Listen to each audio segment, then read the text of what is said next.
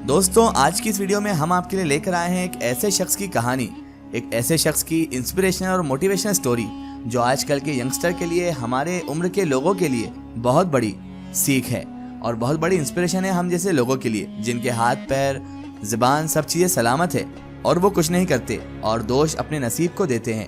लेकिन दोस्तों आज की स्टोरी में हम एक ऐसे शख्सियत के बारे में बात करने जा रहे हैं, एक ऐसे इंसान के बारे में आपको बताने जा रहे हैं जिनके ना हाथ पैर काम करते हैं, जो ढंग से बोल भी नहीं सकते और जिनके शरीर का हिस्सा कुछ भी काम नहीं करता है, लेकिन उन्होंने दुनिया में ऐसी सफलता प्राप्त की कि जिसकी मिसाल मिलना नामुमकिन है। तो दोस्तों हमारी आपसे सिर्फ इतनी गुजारिश है कि आप इस वीडियो को मुकम्मल आखिर तक जरूर देखिएगा। मुझे मौत से कोई डर नहीं लगता है, लेकिन मुझे मरने की भी कोई जल्दी नहीं है, क्योंकि मरने से पहले जिंदगी में बहुत कुछ करना बाकी है। दोस्तों ऐसा कहना है महान और अद्भुत वैज्ञानिक स्टीफन हॉकिंस का, जिनके शरीर का कोई भी अंग काम नहीं करता है। ना वो चल सकते हैं दोस्तों, ना ही वो सही से बोल सकते हैं। इसके अलावा वो कुछ कर भी नहीं सकते, लेकिन दोस्तों वो फिर भी जीना चाहते हैं। दोस्तों स्टीफन का कहना है कि मौत यानी मृत्यु तो निश्चित ही है, लेकिन हम जन्म और मृत्यु के बीच कैसे जीना चाहते हैं, कैसे अपना जीवन व्यतीत करना चाहते हैं, वो हम पर ही निर्भर करता है।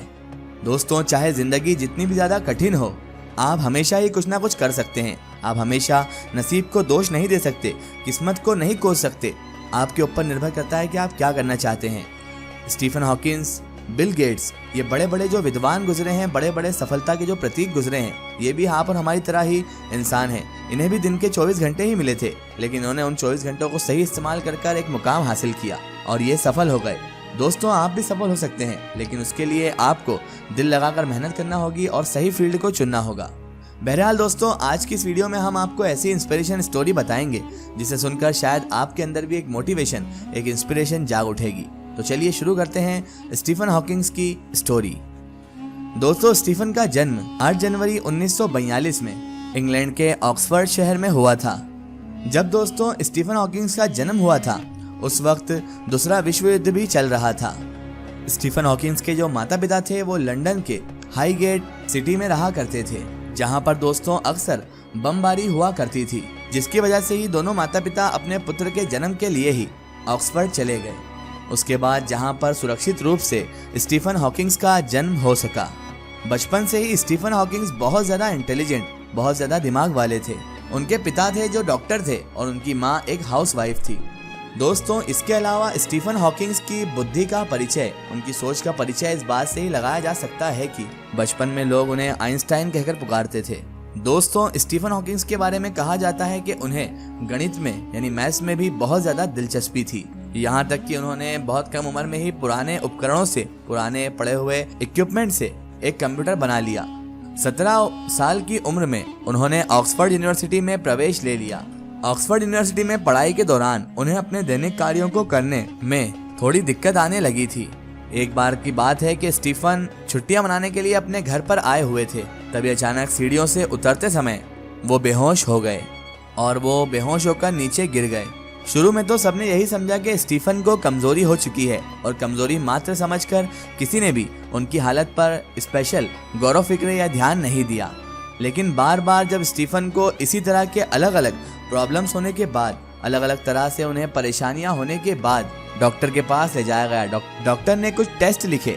टेस्ट करवाने के बाद उनकी रिपोर्ट्स में साबित हुआ और पता चला कि उन्हें कभी ना ठीक होने वाली बीमारी हो चुकी है, जिसका कोई इलाज नहीं है, और जिस बीमारी का नाम न्यूरॉन मोटर डिसीज था।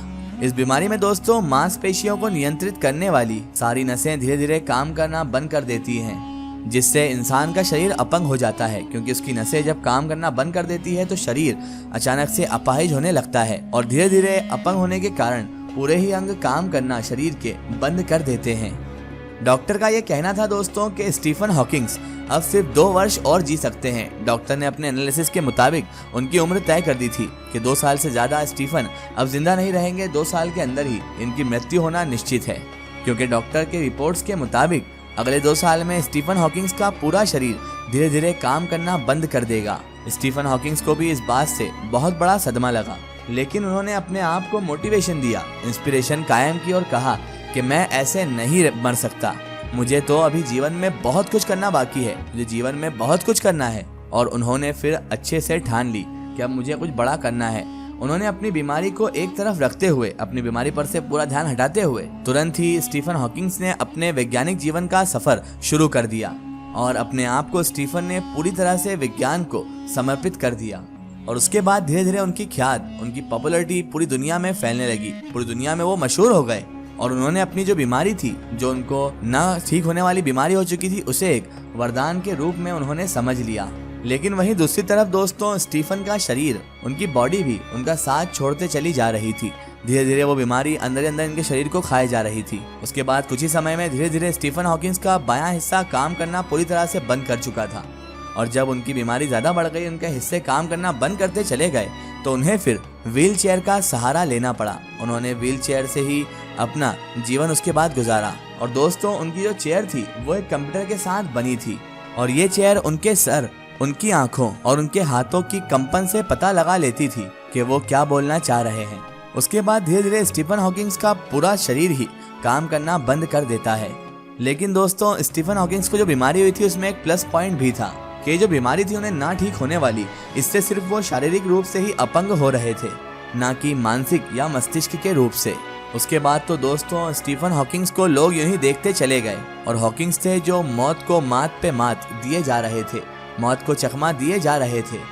दोस्तों, स्टीफन हॉकिंग्स ही वही शख्स हैं दोस्तों, वही इंसान हैं जिन्होंने ब्लैक होल का कंसेप्ट और हॉकिंग रेडिएशन का महान विचार, बहुत ही बड़ा विचार दुनिया को दिया था। इसके अलावा दोस्तों, स्टीफन हॉकिंग्स ने अपने विचारों को और सरल भाषा में और सरल लैंग्वेज में समझाने के लिए एक किताब भी लिख डाली थी। और दोस्तों, स्टीफन हॉकिंग की उस किताब का नाम था a brief history of time, जिसने दोस्तों फिर दुनिया भर के विज्ञान जगत में तहलका मचा दिया था। इसके अलावा दोस्तों, स्टीफन हॉकिंग्स एक ऐसा नाम है जिन्होंने दोस्तों शारीरिक रूप से विकलांग होने के बावजूद भी अपने आत्मविश्वास के बल पर, सेल्फ कॉन्फिडेंस के बल पर विश्व का, पूरी दुनिया का, पूरे वर्ल्ड का सबसे अनोखा वैज्ञानिक बनकर दिखाया।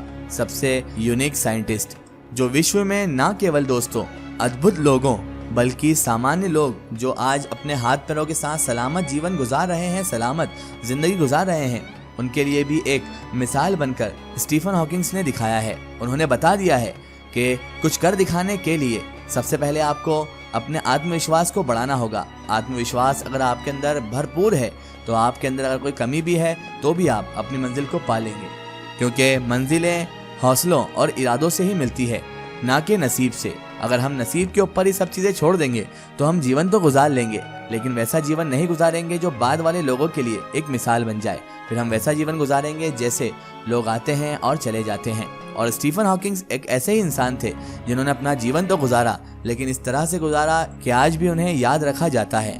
और दोस्तों, ये महान विद्वान 2018 में इस दुनिया को हमेशा हमेशा के लिए अलविदा कर कर चले गए, लेकिन आज भी ये एक इंस्पिरेशन है हम सभी यंगस्टर के लिए और हम सभी स्टूडेंटों के लिए, और हर एक उस इंसान के लिए भी ये इंस्पिरेशन है जो अपने अंदर कमी तलाश करके अपनी मंजिल को छोड़ देता है और ये कहकर हार मान जाता है कि शायद मेरे नसीब में ये सब लिखा ही नहीं था।